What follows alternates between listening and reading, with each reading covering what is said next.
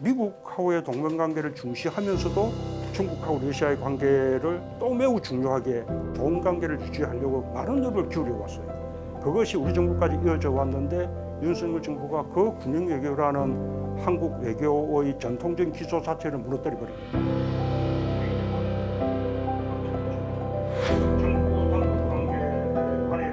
다음 정부가 출범해서 차기 대통령이 트럼프와 상대하는 법을 대통령님에게 여쭤본다면은 어떤 얘기를 조금 더 하고 싶으십니까?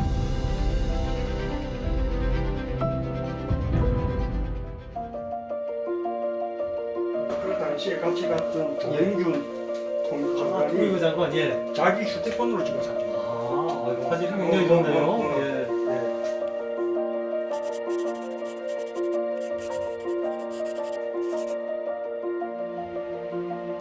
얼마 전 이제 트럼프 2기 행정부가 출범했는데 트럼프 행정부 출범 관련해서 현안 몇 가지 여쭤보겠습니다.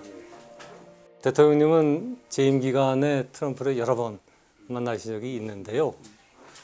지난해 미국 정치 전문지 폴리티코에 보면은 트럼프를 가장 잘 다룬 외국 정상 중 한 사람으로 문재인 대통령을 꼽았었습니다. 대통령이 보시기에 트럼프는 어떤 지도자인지, 그리고 앞으로 우리 정부가 트럼프 미 행정부를 어떻게 대응해 나가야 되는지 좀 말씀해 주시겠습니까? 예, 뭐 트럼프 대통령은 다 잘 알다시피 예. 그 미국의 이익을 앞세우고 아주 강하게 압박하는 그런 스타일이죠. 기존의 그 외교 문법을 아예 무시하기도 하고, 예. 그리고 또 예측 불허의 그 모습을 보이기도 합니다.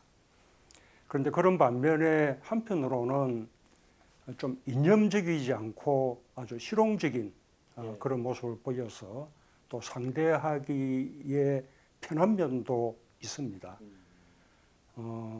제가 겪어 본 바에 의하면 궁금한 그 사항들에 대해서는 질문도 많이 하고, 그 다음에 또 그 답변을 또 경청하고, 또 자신의 의견을 솔직하게 토로를 하기 때문에 나로서는 말하자면 대화가 조금 말하자면 통했다, 대화할 만했다, 그렇게 느꼈습니다.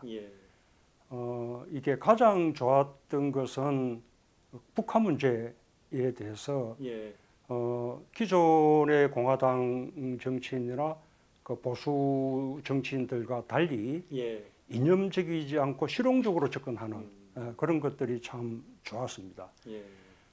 원래 일반적인 그 공화당 정치인들이나 보수 정치인들은 북한을 악의 세력으로 규정을 하고, 그렇기 때문에 북한과의 대화를 신뢰하지 않고 지속적으로 압박을 가해서 북한을 굴복시켜야 한다, 이런 생각들을 강하게 가지고 있거든요. 나는 트럼프 대통령에게 이렇게 설명을 했습니다.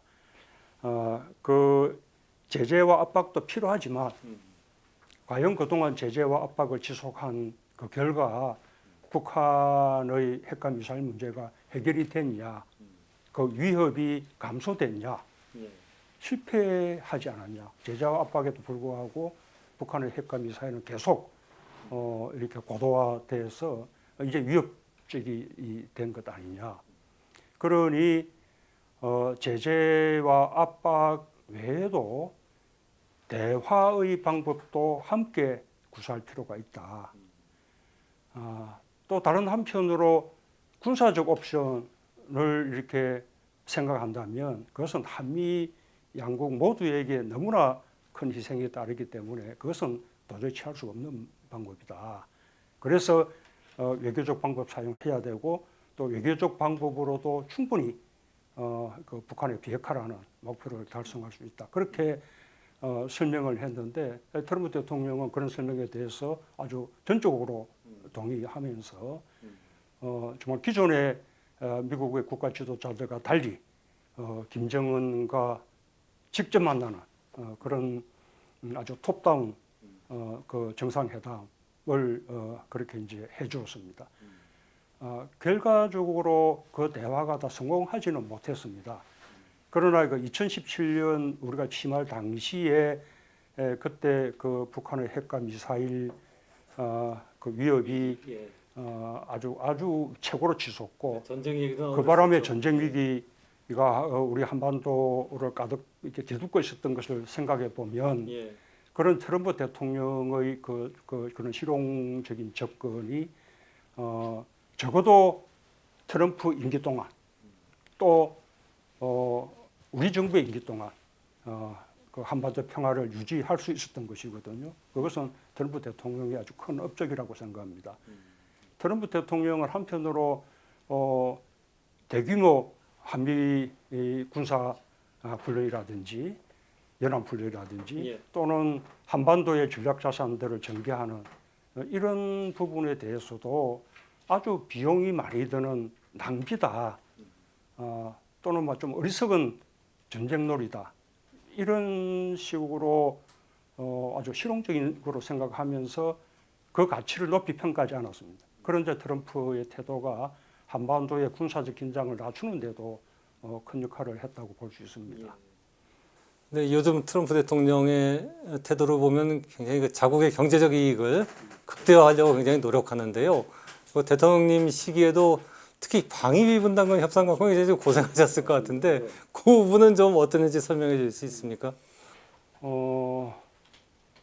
이렇게 트럼프 그 대통령은 예. 그런 자신의 그 요구를 관철하기 위해서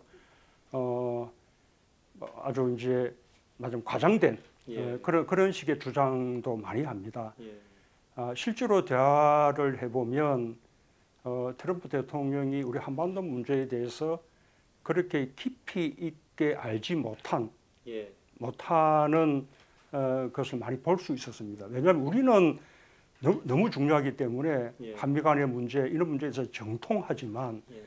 미국 대통령으로서는 수많은 세계 중동이라든가 문제 이런 게 가운데 있으니까. 하나일 뿐이고 또 때로는 또 후순위의 예. 문제일 수도 있고 그래서 그렇게 충분히 알지 못한 채 그냥 자신의 감을 가지고 주장하는 경우들이 많이 있습니다.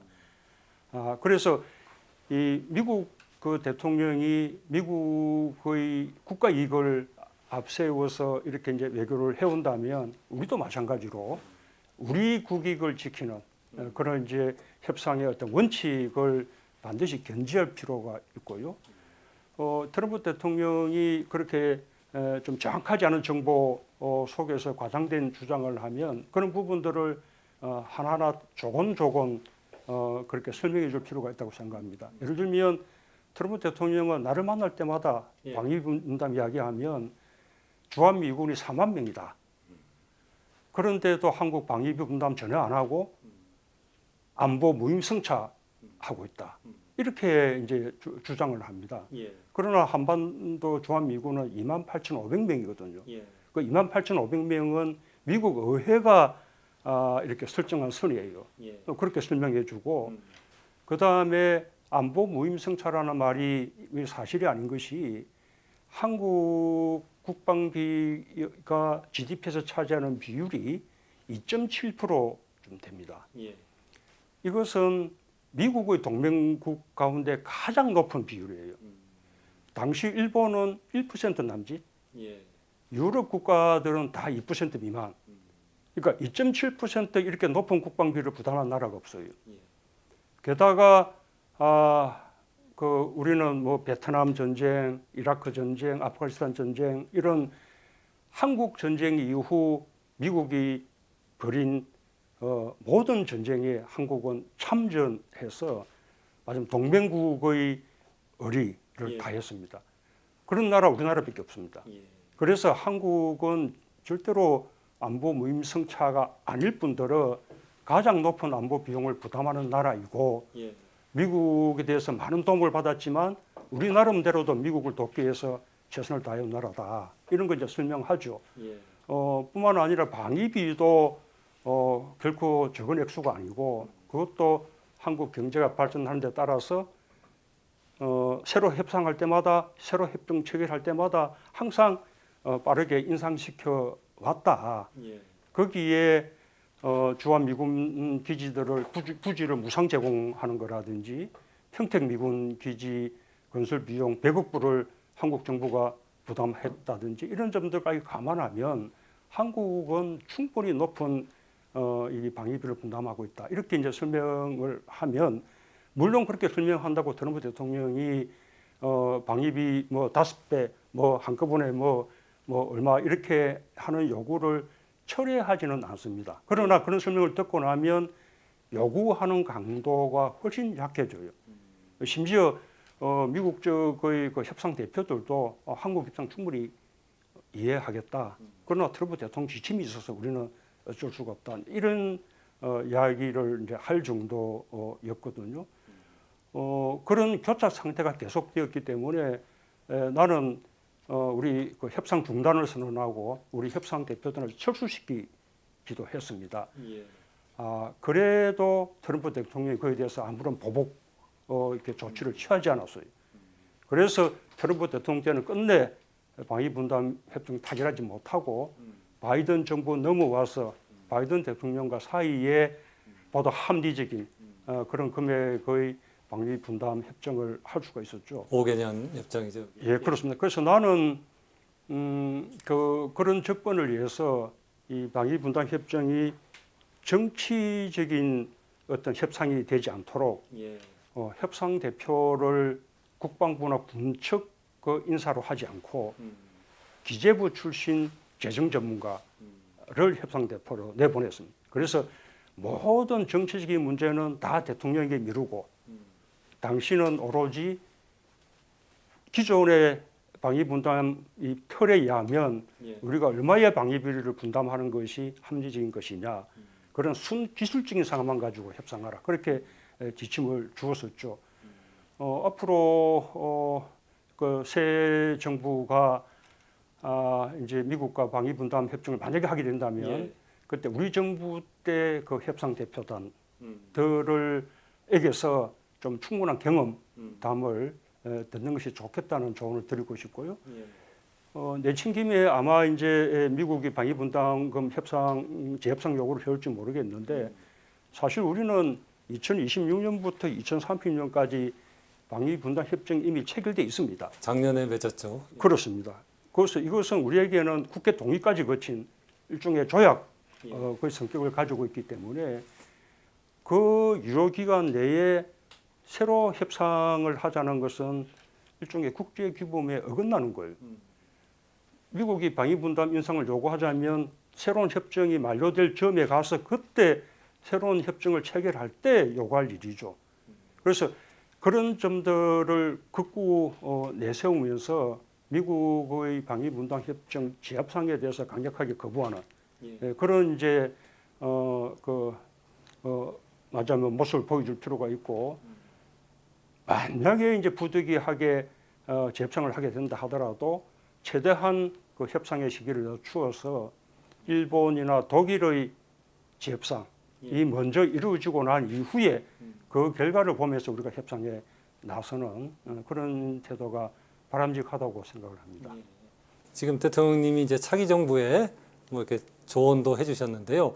만약에 이제 다음 정부가 출범해서 차기 대통령이 트럼프와 상대하는 법을 대통령님에게 여쭤본다면은 어떤 얘기를 조금 더 하고 싶으십니까? 우선은 아까 말한 우리의 그 외교의 원칙, 우리가 뭐 한미 동맹을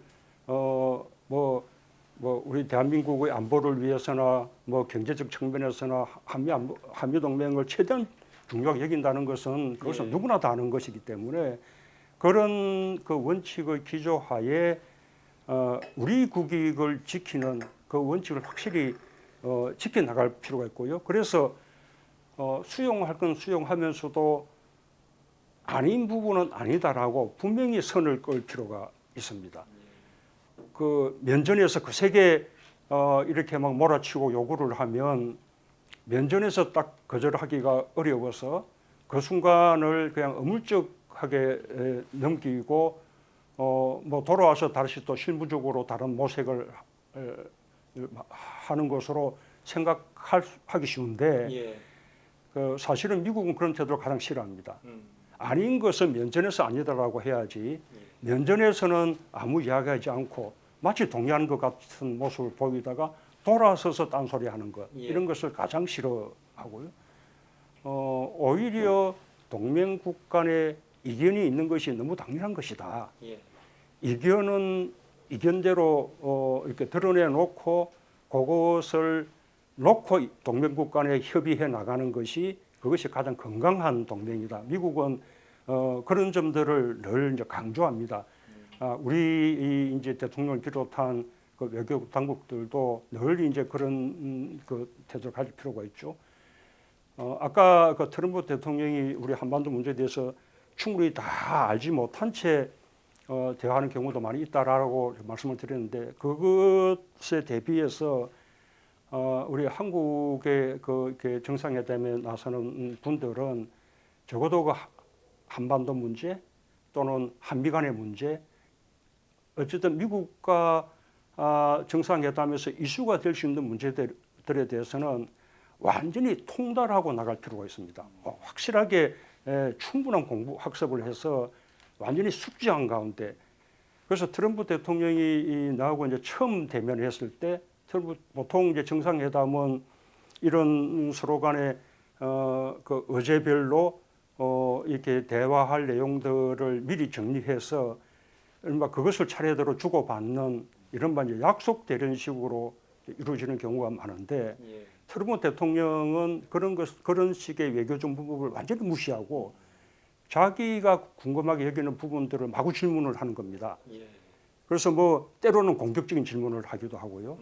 그러나 이제 다행히 그 질문들이 내가 다 충분히 소화하고 있는 그런 문제들이었기 때문에 내가 거기에 대해서 충분히 잘 답변할 수 있었고 그런 과정을 지나고 나니까 아주 이제 분위기가 이제 풀리면서 그 뒤부터는 아주 화기애애하게 남은 일정을 마칠 수가 있었습니다. 그리고 껴서 보니 트럼프 대통령은 첫 인상을 굉장히 중요하게 여기는 그런 사람으로 보였어요. 이 첫 이렇게 회담이 아주 잘 되었기 때문에 나는 임기 내내 트럼프 대통령과 좋은 관계를 유지할 수 있었다고 그렇게 생각을 합니다.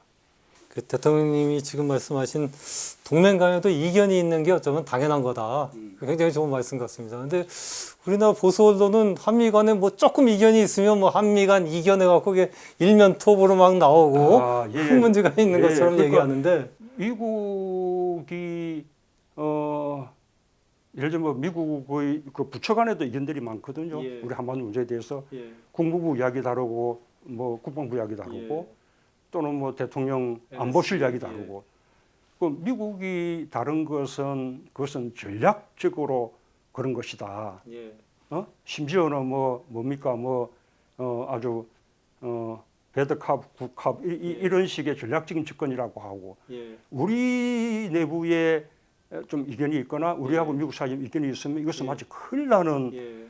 무슨 분절처럼 이거는 이제 큰 병폐죠. 예. 우리가 이제 외교하는 사람들에게 보다 많은 신뢰를 주고 예. 그런 국민들의 지지하에 말하자면 그 충분히 영향을 발휘할 수 있도록 그렇게 밀어줄 필요가 있습니다. 예. 그 트럼프 대통령은 미국 대선 과정에서 나는 북한 김정은 위원장과 잘 지냈다는 얘기 여러 번 했고 또 취임 직후에도 비슷한 얘기를 한 적이 있습니다. 대통령님이 보시기에 일기 때처럼 트럼프 대통령이 김정은 위원장과 북미 정상회담을 다시 추진할 가능성이 높은 걸로 보시는지 만약 그렇다면 우리는 어떻게 대응해야 할까요? 추진할 것으로 보고 예. 이미 지금 추진을 하고 있다고 봅니다. 아, 여러 가지 지금 던지는 말들이 북한을 대화의 자리에 넣도록 그렇게 말하자면 유도하는 말들을 지금 하고 있지 않습니까? 예. 어떤 꽤 많은 전문가들이 그 트럼프 대통령이 우크라이나 러시아 전쟁의 적각 종식을 이렇게 약속한 바가 있기 때문에 그 문제에 먼저 매달리고 이 북한과의 대화는 그 러시아 우크라이나 전쟁이 끝난 이후에나 이렇게 도모할 거다라고 그 예측하는 사람들이 꽤 있었는데 나는 아니라고 봅니다. 그 북한하고 대화는 김정은 위원장 측에서 호응만 한다면 예. 나는 우크라이나하고 러시아 전쟁 종식 이전에도 될 가능성이 있다고 봅니다. 트럼프 대통령으로서는 하노이 회담에서 지난 정부의 말하자면 외교를 통해서 이 북한의 핵 문제를 해결하려는 그거는 그 미국 역대 대통령이 하지 못했던 일이거든요. 해낸다면 그것은 굉장한 업적인 거죠.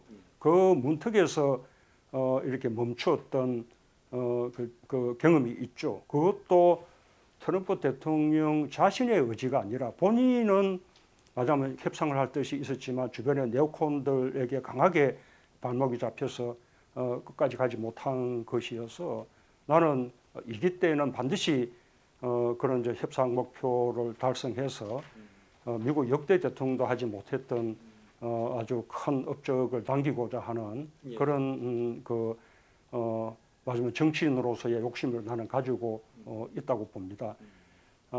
그런데 우리가 지금처럼 북한을 적대시하고 대화를 하지 않는 이 이제 정책 기조를 계속 가지고 간다면 한국은 그냥 북미 대화에서 소외되고 패싱되는 것을 자초하는 꼴이 되는 거죠. 한국 빨리 북한과의 그 정책 기조를 이렇게 대결 기조에서 대화를 추진하는 쪽으로 빠르게 정책 전환을 할 필요가 있고요.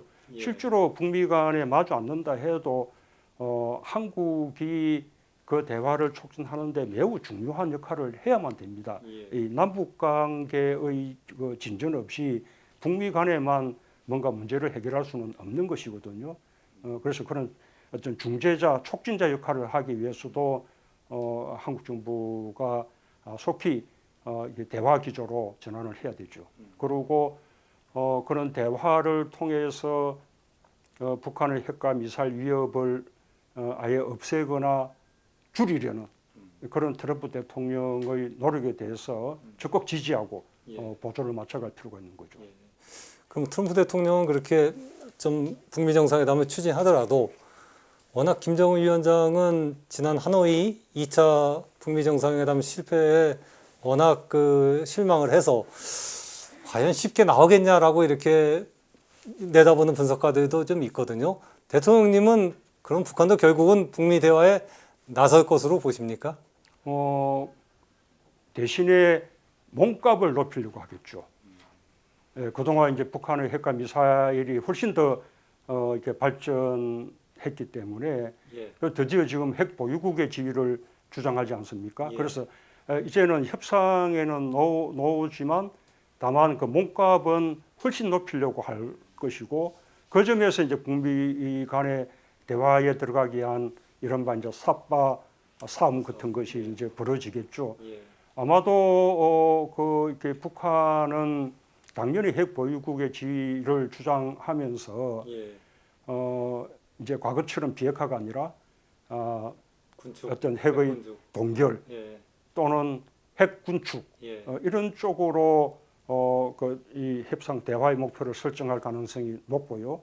남한에서는 보수 세력을 중심으로 야 우리도 핵을 가져야 되는 거 아니냐는 핵 보유론이 점점 더 커질 가능성은 높을 것 같은데 이런 부분은 어떻게 보십니까? 이 한국의 독자적인 그 핵무장뿐만 아니고 좀 일각에서 절충안으로 제시했던 전술핵을 다시 한국에 배치하는 이런 것까지도 미국은 결코 동의하지 않고 있죠.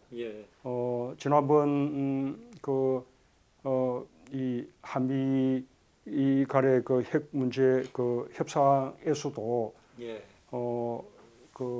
말하자면 이제 윤석열 정부가 자체 핵 무장론은 내려놓는 대신에 핵 운용에 관한 협의를 하는 것으로 말하자면 이제 핵 우산을 강화하는 쪽으로 그렇게 이제 합의를 한 적이 있었거든요. 아마 이제 미국은 그렇게 놓을 겁니다. 근데 현실적으로 우리가 이제 독자적으로 핵 무장을 한다는 것은 불가능해요. 그래서 우리가 NPT 체제에서 탈퇴해야 한다는 것이기 때문에 우선은 한미 동맹에 아주 큰 균열이 생기게 되고 또 국제 사회로부터 많은 말하자면 제재를 받게 되죠. 한국이 핵 무장을 하게 되면 일본도 대만도 이렇게 핵무장 쪽으로 나서면서 동북가 동아시아 지역이 이게 말하자면 핵 도미노 그런 현상도 일어날 수 있어서 아마 그것은 미국으로서는 결코 받아줄 수 없는 요구일 거라고 봅니다. 그러나 이제 미국 쪽에서는 그런 한국의 요구를 마냥 무시할 수 없기 때문에 그래서 완전한 비핵화라는 최종 목표를 우리가 놓지 않겠다는 한국의 어떤 목표에 대해서 미국도 그 점까지 이렇게 거부하거나 부정하지는 못할 것이라는 거죠. 알겠습니다. 지금 우리나라는 외교적으로 좀 큰 도전에 직면해 있는 것 같습니다. 대통령님은 윤석열 대통령에게 통일 외교 정책의 기조를 바꾸라고 여러 번 촉구하셨는데 받아들여지지 않았습니다. 지난 2년 반 동안에 윤석열 정부 외교 정책 어떻게 평가하시는지, 특히 한미일 군사 협력 강화가 굉장히 큰 핵심이었는데요. 이 부분에 대한 대통령님은 어떻게 생각하시는지 의견을 좀 듣고 싶습니다. 윤석열 정부가 후퇴시킨 한국 외교, 그 어떤 후과가 다른 그 국내 정치의 어떤 후퇴 그보다 훨씬 더 오래 갈지 모르겠습니다. 우선은 한반도는 세계에서 유례 없이 미국, 중국, 러시아, 일본 이런 4대 강국에 둘러싸여 있는 이 4대 강국 모두와 좋은 관계를 유지해야만 우리 안보를 지켜나갈 수 있습니다. 이 4대 강국 가운데 어느 한쪽과 편이 되고 또 한쪽은 또 적이 된다 그러면 한국 안보는 그 순간에 그 위태로워지는 거죠.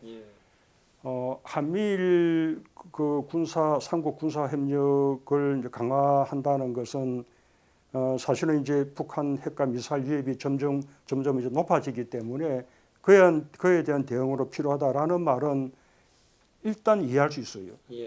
그러나 한미일 군사 그 협력을 강화하더라도 중국과 북한과의 우호관계를 유지해 나가야 되는데 한미일 군사 협력을 강화하면서 중국과 러시아와 등을 돌리면서 거꾸로 북한과 중국과 러시아의 삼각 또 협력 체제를 만들어 버린 거거든요. 그래서 서로 대립하는 그런 관계가 됐죠. 그러면 자 한미일 그 삼각 그 군사 협력이 필요한 이유가 북한의 핵과 미사일 이를 억제하기 위한 건데 그러면 억제됐습니까? 오히려 윤석열 정부 동안에 북한의 핵과 미사일 능력은 엄청나게 발전했죠. 핵무기 보유 기수도 뭐 훨씬 늘어났고요. 이제는 뭐 소형 다탄두, 소형 핵탄두의 다탄두까지도 거의 기정사실화되고 있고 ICBM은 미국 동부까지 미쳐서 이제는 뭐 미국 전역이 다 사정권에 들어갈 정도로 지난 정부 때는 이 중국과 러시아가 우리 정부의 그 한반도 비핵화 정책을 적극 지지를 하면서 북한의 핵과 미사일 그 도발을 억제하는 역할을 해줘.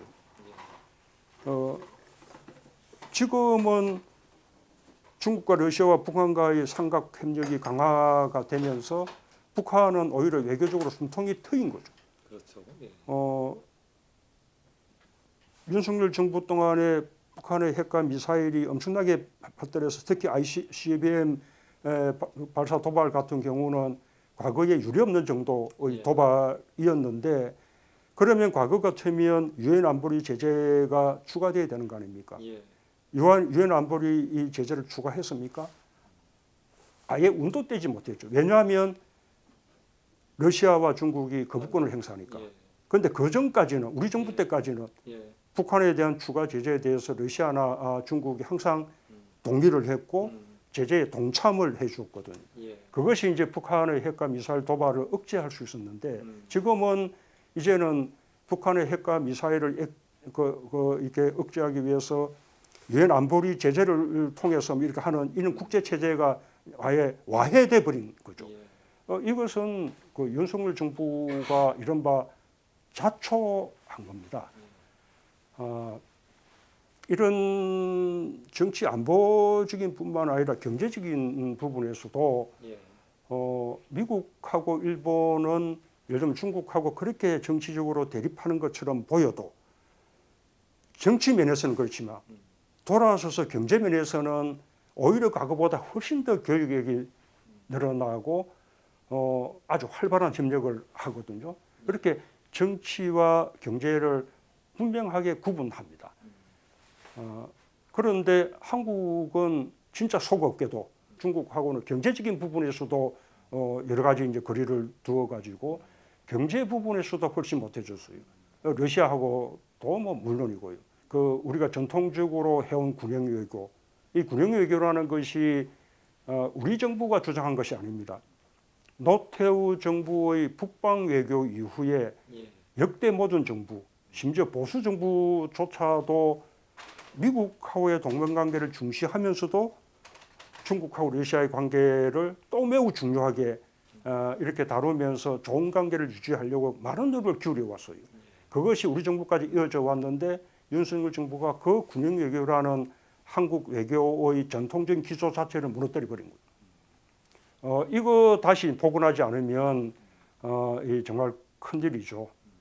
중국과의 관계에서도 이렇게 미국과의 동맹을 중시하면서도 중국과 관계를 복원하는 노력을 기울여야 되고 러시아와의 관계에서도 우크라이나에 대한 군사적 지원, 협력 이런 거서는 이제 더 이상 할 수가 없는 것이 트럼프 대통령이 러시아 우크라이나 전쟁의 조기 종식을 지금 공약하지 않았습니까?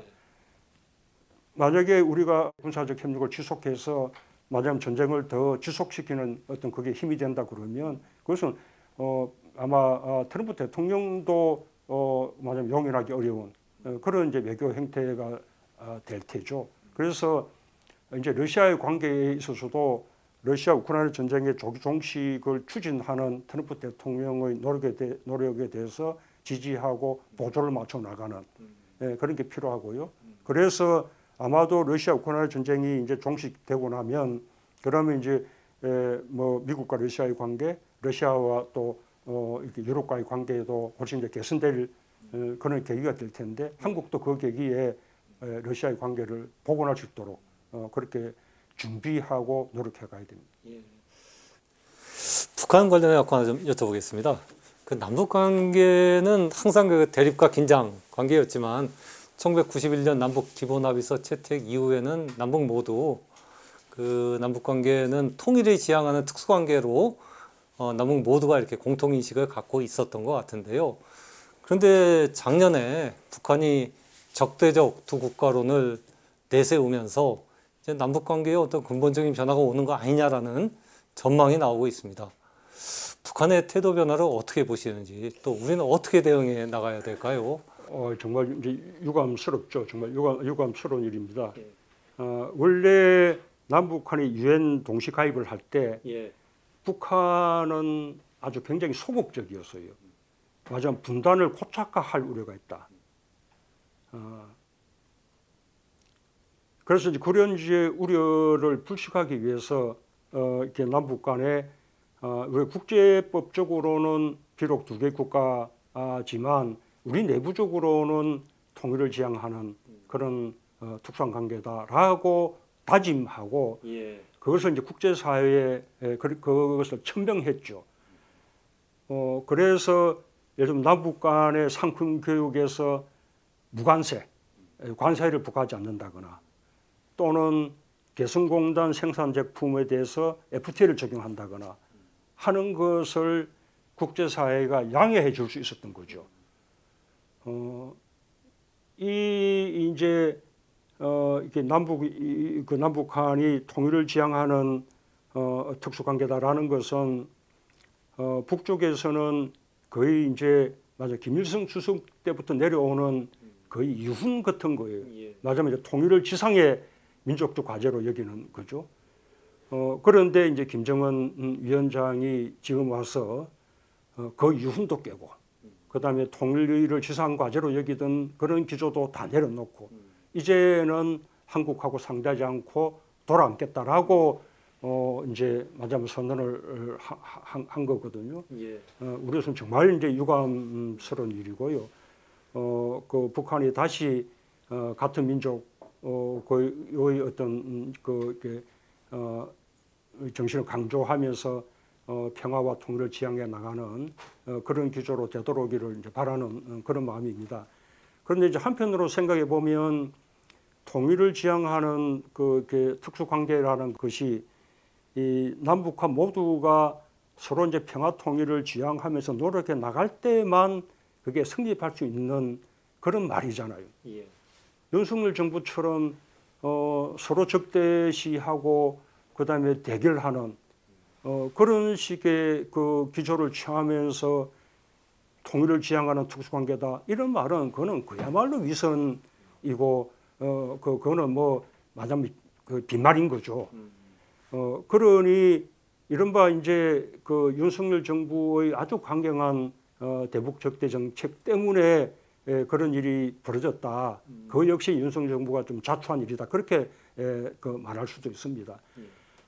국제법적으로는 엄연히 두 국가인 것이 맞아요. 북한이 그렇게 주장하는 이상은 우리가 두 국가라는 사실을 부정할 수가 없죠. 유엔에도 각각 가입한 각각 주권 국가이니까요. 그러나 같은 민족으로 이루어진 나라고 서로 이웃해 있는 나라지 않습니까? 이런 나라가 적대 관계 속에서 돌아앉아 있다 그러면 그것은 우리 남한에게도 북한에게도 정말로 그것은 비극이지요. 그래서 두 국가라고 하더라도 서로 평화롭고 말하자면 사이좋게 지내는 그런 좋은 이웃 국가가 돼야 되겠죠. 이제 그러려면 최소한도 그 지금 그 판문점의 연락 채널이라든지 그다음에 군사 한란 같은 이런 최소한의 남북 간의 소통 창구를 조속히 좀 복원해야 되고요. 예. 그다음에 9.19 군사 합의도 조속히 이렇게 복원해서 설령 그 양국 그 남북 간 관계가 조금 나빠지더라도 적어도 평화는 유지할 수 있는 그런 어떤 최후의 안전판 같은 것은 확보해 둘 필요가 있다고 생각합니다. 예. 그러면 윤석열 정부는 사실상 흡수 통일을 지향했던 거 아니냐는 그런 분석도 나오는데요. 만약에 이제 새로운 정부가 들어서 갖고 북한에 대해서 좀 남북 화해 정책을 편다면 지금과 같은 북한의 어떤 적대적인 대남 정책들이 좀 바뀔 가능성이 있다고 대통령이 예상하십니까? 당연히 그러리라고 봅니다. 왜냐하면 북한도 북한 내부의 경제 성장을 그 지금 최우선 과제로 특히 김정은 위원장은 그 최우선 과제로 삼아 왔는데 국제사회와 등을 돌리고 앉아서 자기들끼리 자력 그 경쟁의 형태로 경제를 성장한다는 것은 그것은 뭐 한계가 있는 거죠. 예. 그러니까 이 이제 그 북한으로서도 국제사회의 정상 국가로서 국제사회하고 개방적인 관계를 가지고 또 미국과의 관계나 일본과의 관계를 정상화해 나가고 하는 것은 북한의 경제 성장을 위해서도 꼭 필요한 일이죠. 뭐 저 김정은 위원장식 표현에 의하면 북한 인민 생활의 어떤 향상을 위해서도 필요한 일이고요. 북한이 지난 정부 시기에 비핵화 대회에 나선 이유도 그 때문이죠. 비핵화하는 대신에 그 국제사회 제재 해제와 함께 국제사회의 그런 경제 성장에 대한 여러 가지 발전에 대한 지원을 받을 수 있다면 핵도 내려놓을 수 있겠다. 그렇게 해서 지난번에 이제 비핵화 대화에 나섰던 것이기 때문에 북한으로서는 그런 형편만 된다면 또 그런 보장만 된다면 언제든지 우리 한국과 다시 대화 관계로 돌아올 거라고 생각합니다. 실제로 아까 한미일 삼각 그 군사 협력 그 이야기를 아까 했었는데 실제로 참 허무한 결과인 것이 한미 동맹을 최고로 다른 모든 것을 희생시켜 가면서 중시하는 태도를 취한 결과 그러면 지금 트럼프가 미국 국익을 위해서 여러 가지 압박 이런 정책을 펴는데 한국은 그러면 예외로 치줍니까? 전혀 그렇지 않잖아요. 그건 그거고 또 한국은 한국대로 지금 다시 그런 이제 엄혹한 그런 현실에 맞닥뜨려야 되는 것이거든요. 예. 일본하고 관계가 좋아졌다고 그걸 큰 이제 그거로 내세우지만 실제로 일본으로부터 얻은 것이 무엇입니까? 실제 관계가 달라진 것이 무엇일까요? 그러니까 좀 허무한 외교인 거죠. 예. 이런 이제 북한과의 관계도 북한을 타도 대상처럼 이렇게 이제 이렇게 말하고 강경한 주장을 하고 뭔가 도발을 하면 그보다 뭐 몇 배, 백 배, 천 배로 응징하고 뭐 이렇게 하면 우선 듣는 국민들 입장에서 당장은 그게 시원하게 들릴지 몰라도 그러나 그것이 이제 국가 안보를 멍들이는 것은 이루 말할 수가 없죠. 이게 국제적으로 한국 외교의 위상을 추락시키는 것이기도 합니다. 우리 정부 때 기억하실지 모르겠는데 그 트럼프 대통령이 G7 체제를 확대하려고 도모를 하면서 첫 번째 확대 대상 국가가 한국이었어요. 예. 우리한테 그 제안을 해왔죠. 예. 그때 다른 형국들이 동의하지 않아서 성사가 되진 않았지만 왜 이제 한국이 그런 G7을 G8로 이 확대하는 첫 번째 대상 국가가 되느냐 하면 일본이 아시아에서 가장 그 미국과 가까운 나라이기도 하고 강대국이지만 말하자면 아태 지역 모든 국가들의 이익을 충분히 대변하는 위치에 있지 못하다라고 이제 생각하기 때문에 아시아 태평양 지역에서 또 다른 그 국가를 찾고 그것이 한국 된 거거든요. 그런데 지금처럼 우리가 스스로 미국과 일본의 하이 파트너로 들어가 버리면 국제사회에서 한국 그 외교를 별도로 맞으면 독자성을 인정하면서 뭐 존중하고 대접할 아무런 이유가 없어지는 거 아니에요? 그 대통령님은 재임 중에 세 차례 김정은 위원장과 정상회담을 하셨고요. 또 사상 첫 북미 정상회담도 이끌어내셨습니다. 그런데 하노이 2차 북미 정상회담 실패 이후에는 북미 간의 남북 간의 관계도 굉장히 안 좋아졌고 지금은 그때의 성과는 거의 흔적조차 좀 찾기가 힘든 상황이 됐습니다. 재임 중에 대북 정책을 돌아보신다면은 어떤 점이 좀 미흡했고 부족했다, 아쉽다 그런 부분들은 어떤 것들이 있을까요? 우선은 지금 결과적으로 아쉽죠. 예. 더 할 수 있었으면 좋았을 텐데요. 그러나 아까도 얼핏 이야기했지만 2017년 취임 당시에 그 높았던 전쟁 위기를 생각하면 이렇게 남북 대화 그리고 북미 대화를 통해서 그 전쟁 위기를 해소하고 북한을 평창 동계올림픽에 참가시키고 예. 또 남북 간에 세 차례 정상회담을 하고 북미 간에도 두 차례 사상 처음으로 정상회담을 하고 그리고 지난 5년 내내 한반도 평화를 유지해 나간 것 나는 이것은 아주 큰 성과라고 생각하고요.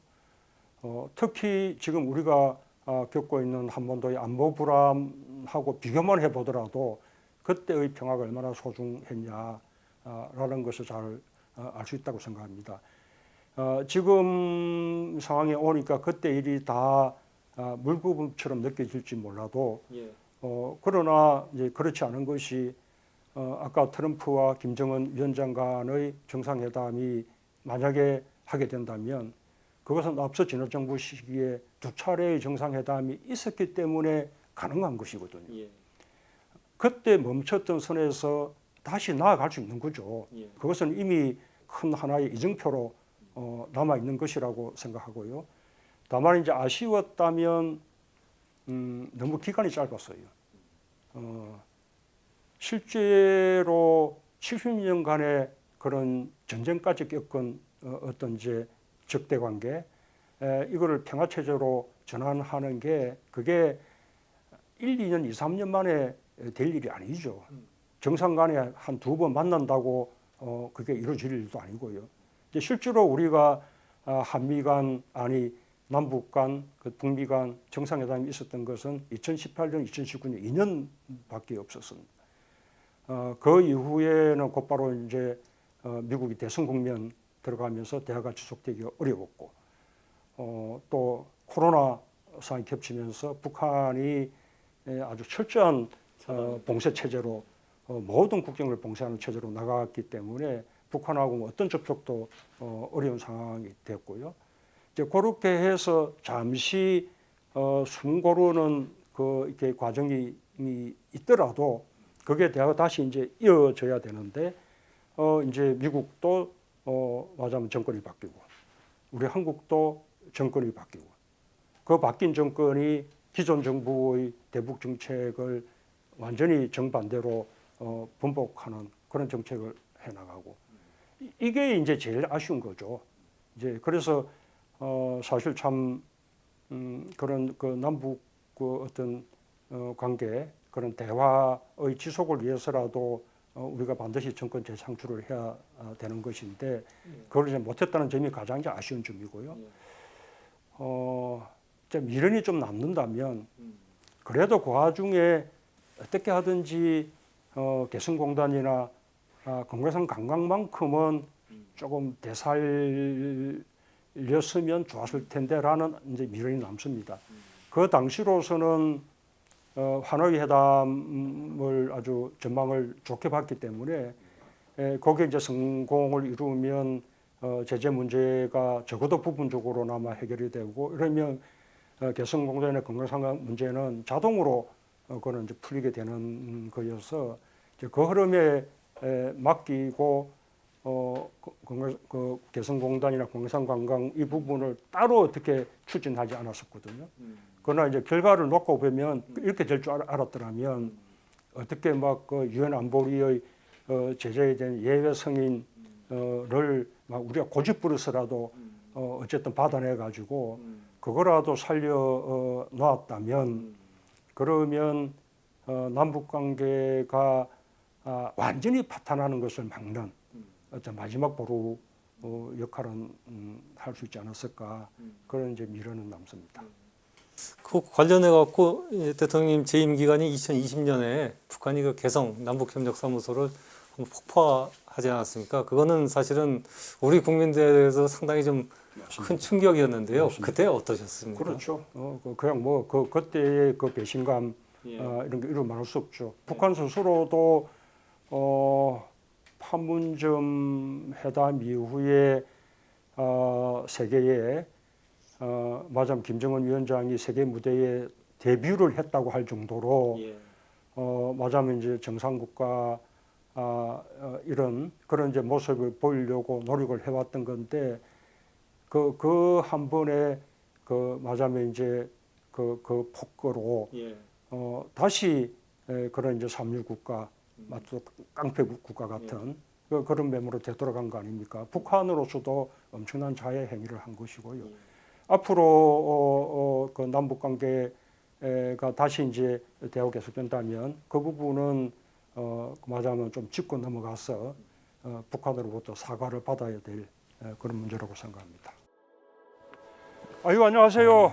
아유 추운데 아유 자 빨리 들어가세요. 아유 추운데요. 정치하는 사람들은 책을 많이 읽어야 한다고 말씀하셨는데요.